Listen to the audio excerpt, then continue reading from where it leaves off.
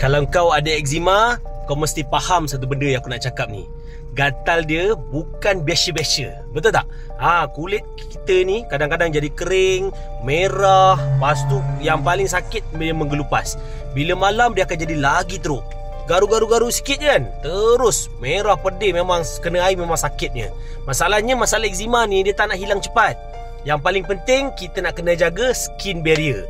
Macam aku sendiri, aku personally guna Jolicare cream ni sebagai skin barrier aku lah. Kalau korang ada duit, korang beli Jolicare cream dan juga Jolicare lotion.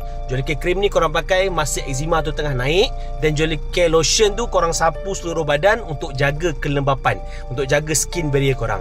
Tekstur dia lembut, tak pedih, cuma dia ada rasa macam herb sikit. Dan dia membantu untuk mengurangkan rasa kering dan juga rasa gatal.